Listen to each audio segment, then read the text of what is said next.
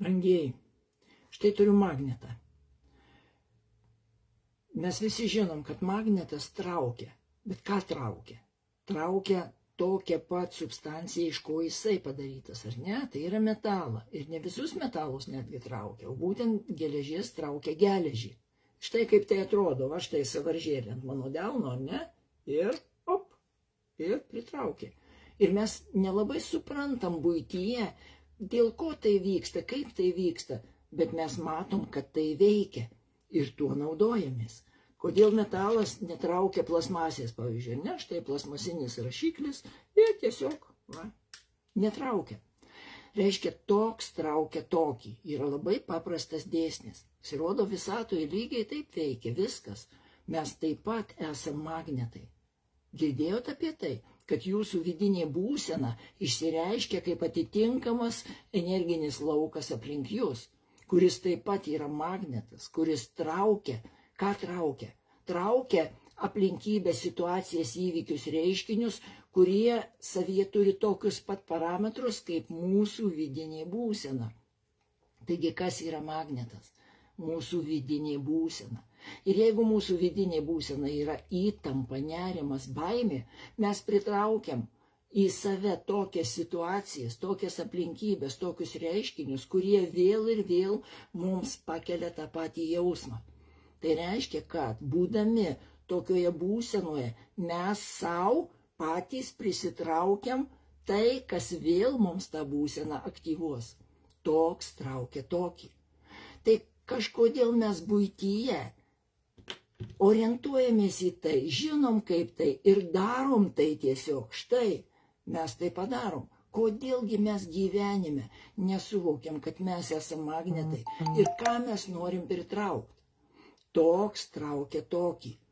Tai jeigu mes norim pritraukti laimingas situacijas, kodėl mes nepasirūpinam, kad mūsų viduje būtų harmonija, būtų darna, būtų pilnatvė.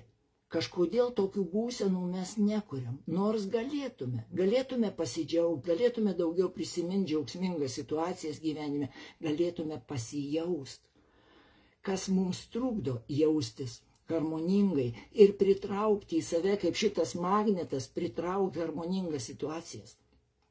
Trukdo mums mūsų senos nuostatos. Taigi, norint keisti savo vidinę būseną, reikia keisti savo nuostatų rinkinį, ką aš manau apie kiekvieną situaciją, ką aš manau bendrai apie gyvenimą, kaip aš interpretuoju gyvenimą, kokiais pagrindais remiantis aš žiūriu į gyvenimą. Kaip su šito dalyku tvarkytis? Vienam žmogui, taip kaip mes nelabai suprantam, kodėl būtent šitas magnetas pritraukia šitą, kaip ten viskas vyksta, taip mes nesuprantam taip pat, o kaip man sutvarkyti savo vidų, kad jis jaust, kad ten būtų pojūtis harmonijos, darnos, vienybės. Tai jeigu nežinai, kaip tai padaryti, reiškia, ateina laikas sužinot. Taigi gyvenimas veda per 4 gyvenimo tvarkymo etapus. Pirmas, nežinai, sužinok. Sužinojai, abejoji, suvok visą tai viduje. Eik į savo vidų su tom žiniom ir tu pamatysi, kad tai tikra. Įsitikinai, kad tai tikra. Išbandyk tai. Kai pabandėjai ir pamatėjai, kad tai veikia, pradėk daryti tai sistemingai nuolatos kasdien. Štai ko mums reikia iš tikrųjų. Tai jeigu mes net nesuprantam, kodėl ir kaip, kas čia per jėgos veikia, kaip ta trauka vyksta, tai tiesiog naudokimės šituo. Jūsų viduje magnetas. Ką jūs traukiat, ką norit pritraukti, kaip norit jaustis vėl ir vėl. Pamastykit apie tai, užduokit savo šį klausimą. Ir jeigu tikrai nežinot, nuo ko pradėti, tiesiog šiame komentaruose po šią transliaciją rašyk, noriu sužinot.